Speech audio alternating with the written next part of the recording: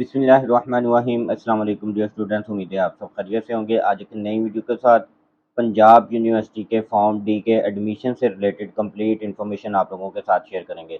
तो वीडियो शुरू करने से पहले जिन स्टूडेंट्स ने अभी तक मेरे चैनल को सब्सक्राइब नहीं किया उनसे मेरी रिक्वेस्ट है कि वो चैनल को सब्सक्राइब कर दें और बेल आइकन को जरूर प्रेस कर दीजिएगा ताकि हर नई आने वाली वीडियो का नोटिफिकेशन आपको मिलता रहे। तो डियर स्टूडेंट्स, काफ़ी ज़्यादा स्टूडेंट्स की तरफ से पूछा जा रहा था कि सर ये जो एंट्री टेस्ट अनाउंस हुआ है, थर्ड एंट्री टेस्ट और फेज़ 2 के एडमिशन अनाउंस हुए हैं, तो क्या इसकी बेस पे भी हम जो है वो फॉर्म डी के अंदर एडमिशन ले सकते हैं? तो बिल्कुल ऐसे ही है, आप जो है वो इस टेस्ट की बेस पे भी जो है वो फॉर्म डी के अंदर एडमिशन ले सकते हैं।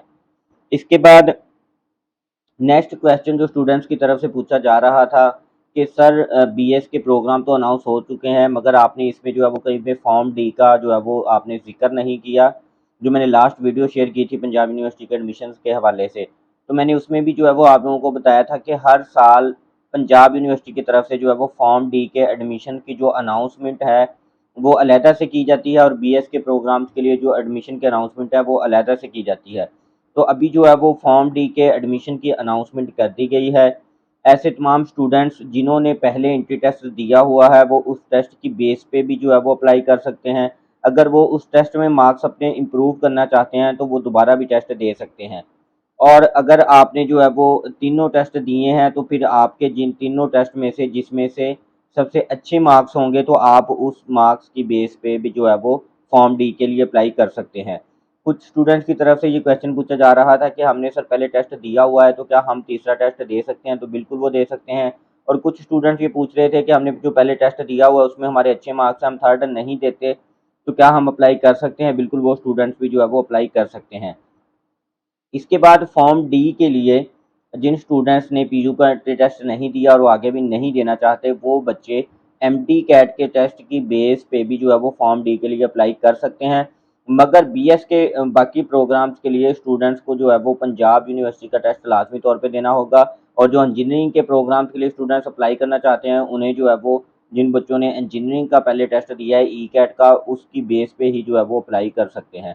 अब इसमें नेक्स्ट वीडियो में चलते हैं कि सिर्फ पंजाब के डोमिसाइल होल्डर जो है वो स्टूडेंट्स अप्लाई कर सकते हैं, उनके लिए ज़्यादा सीट्स हैं। बाकी दूसरे सूबों के लिए भी कुछ जो है वो रिजर्व्ड सीट्स रखी गई हैं मगर वो एक या दो दो सीट्स मॉर्निंग और इवनिंग के प्रोग्राम्स के लिए जो है वो रिजर्व्ड की गई हैं। इसके बाद एफएससी के मार्क्स की रिक्वायरमेंट में आप लोगों को बता दूं कि मिनिमम जो है वो 60% मार्क्स जो है वो रिक्वायर्ड होते हैं। यहाँ पे कुछ स्टूडेंट्स ये क्वेश्चन पूछते हैं कि सर हमारे जो है वो 65% मार्क्स हैं तो क्या हमारा एडमिशन हो जाएगा, हम अप्लाई कर दें? तो मैं आप लोगों को बताता जाऊँ कि ये जो यूनिवर्सिटी की तरफ से 60% मार्क्स वाला ऑप्शन शेयर किया गया है, ये मिनिमम मार्क्स जो है वो शेयर किए गए हैं, यानी कि 60% से कम मार्क्स वाले बच्चे अप्लाई ही नहीं कर सकते। मेरिट तो जो है वो इसका बहुत ज़्यादा हाई होता है, 65, 70, 75, इवन के 80% वाले बच्चे भी जो है वो अक्सर उनका भी एडमिशन नहीं होता मॉर्निंग के प्रोग्राम में। इवनिंग में जो है वो फिर भी कहीं न कहीं कम मार्क्स वाले बच्चों का चांस बन जाता है, मगर इवनिंग और मॉर्निंग के प्रोग्राम्स में भी जो है वो 1 या 2 पॉइंट्स का ही डिफरेंस होता है, ज़्यादा उसमें डिफरेंस नहीं होता।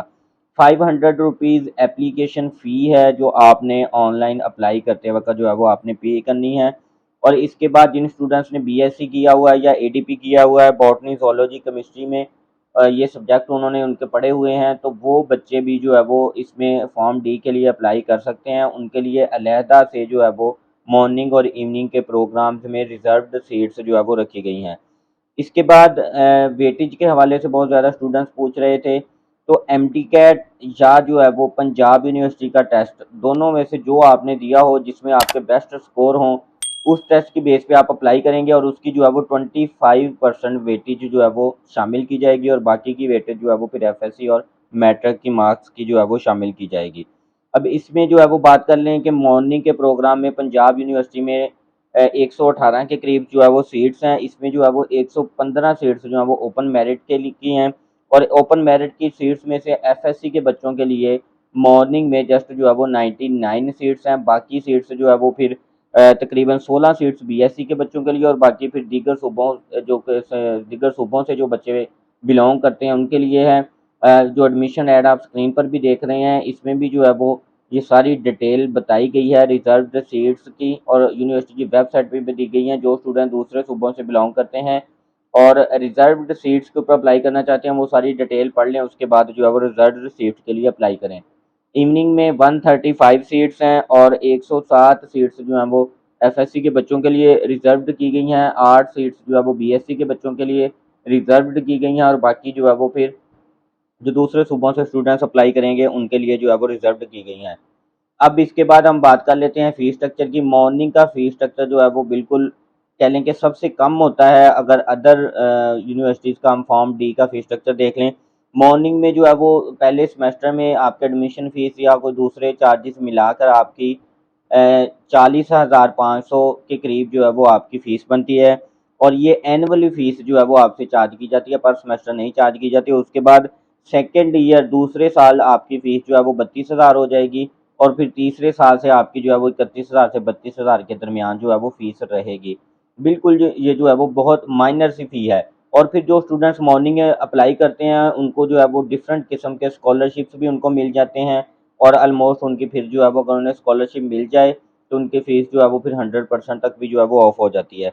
इसके बाद इवनिंग के फ़ीस स्ट्रक्चर की बात कर लें तो ऑलमोस्ट जो है वो 90,000 पहले साल की जो है वो इवनिंग के प्रोग्राम की फ़ी होती है और दूसरे और फिर तीसरे आगे तमाम सालों की ऑलमोस्ट जो है वो 77,000 के करीब जो है वो फ़ीस बनती है। और इसमें जो है वो मैं सबसे बड़ी आप लोगों को बात बताता चलूँ कि जो इवनिंग के प्रोग्राम्स होते हैं उनमें स्कॉलरशिप्स वगैरह बच्चों को जो है वो ऑफ़र नहीं होती हैं। ये बात आप माइंड में रखिएगा कि स्कॉलरशिप्स वगैरह जितनी भी हैं वो जस्ट मॉर्निंग के स्टूडेंट्स को ही ऑफ़र होती हैं।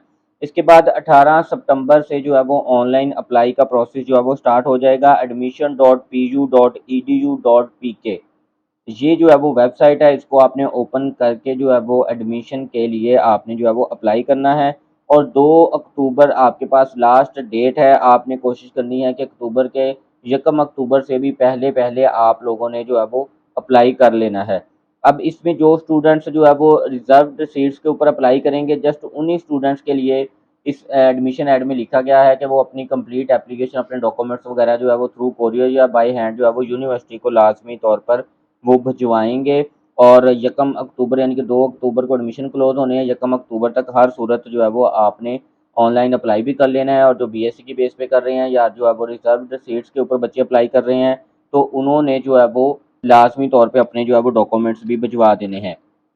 इसके बाद इम्प्रूव करने वाले बच्चे अक्सर पूछते हैं कि उनकी कोई मार्क्स की डिडक्शन होगी, तो जो बच्चे इम्प्रूव कर रहे हैं उनकी 2% जो है वो 2% उनकी मार्क्स की एग्रीगेट में जो है वो डिडक्शन होगी। फॉर एग्ज़ाम्पल अगर उनका एग्रीगेट 94 बन रहा है और 1 साल उनका जो है वो गैप है तो उनका जो है वो 92 काउंट किया जाएगा। इसी तरह अगर 2 साल का उनका गैप है तो फिर 92 की बजाय जो है वो उनका 90 हर साल की 2% जो है वो एग्रीगेट में जो है वो डिडक्शन होगी। और इसके बाद मॉर्निंग के जो स्टूडेंट्स हैं, मॉर्निंग में स्टूडेंट्स अगर सेलेक्ट होते हैं तो उनके लिए जो है वो लिमिटेड सीट्स हॉस्टल की अवेलेबल हैं और जो बच्चे इवनिंग में अप्लाई करते हैं उनको जो है वो हॉस्टल की फैसिलिटी प्रोवाइड नहीं की जाती।